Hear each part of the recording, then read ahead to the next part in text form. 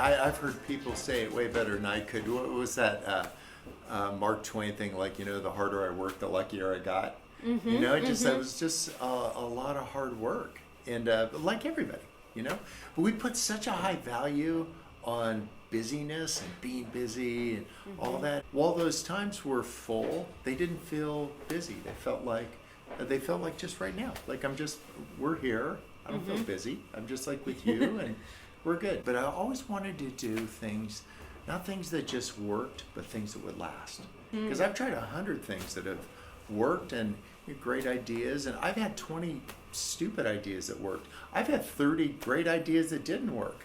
I'm not measuring like who I am and what I'm about by whether it works or not. I'm just going to go, does it last or not?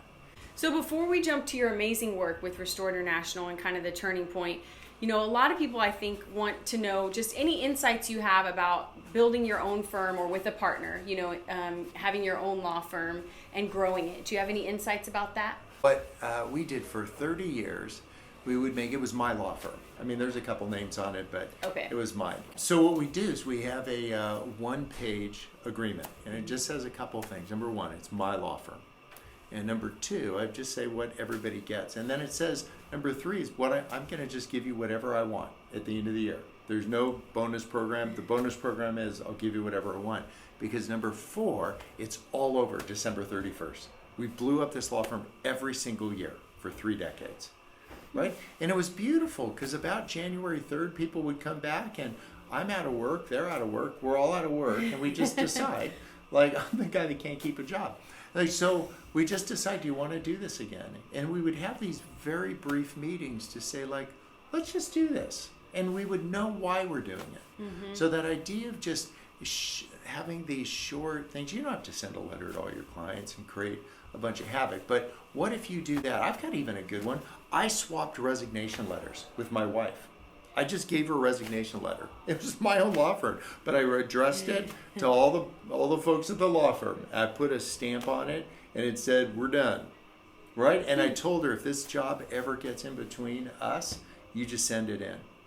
Wouldn't that be terrific? Just give each other, the people that you love the most, your proxy. Just say, we're done. And it's a different way to do it because we want to change. We want to be different.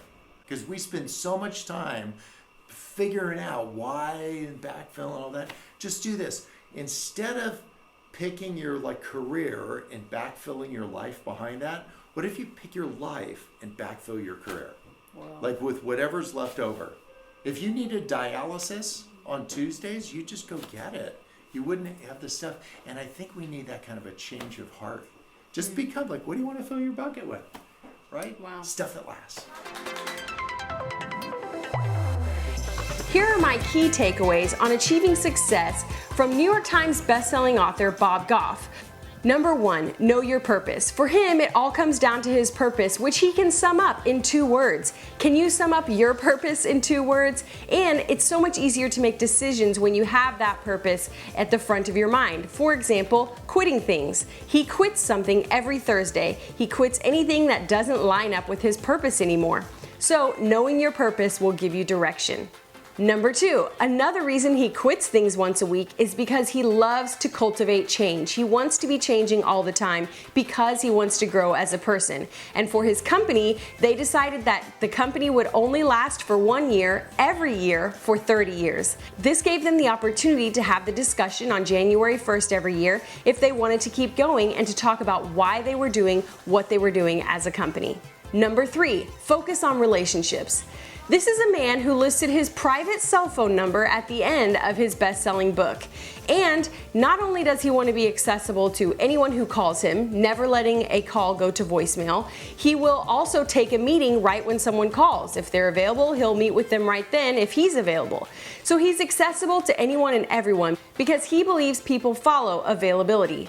But not only that, he also focuses on his close friends and family, the closest of which is his wife, and he makes sure that no matter how many times he speaks in a week, sometimes speaking 6 times in a week, that those speaking engagements are during the day so that he can be home for dinner with his wife.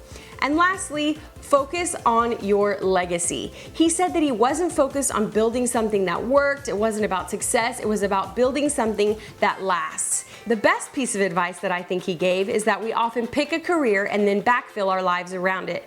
And he said, instead, what if we picked our lives and backfilled in everything else? For more inspiration and motivation and interviews like these, go to success.com, and to see my full interview with Bob Goff, go to thepursuit.tv.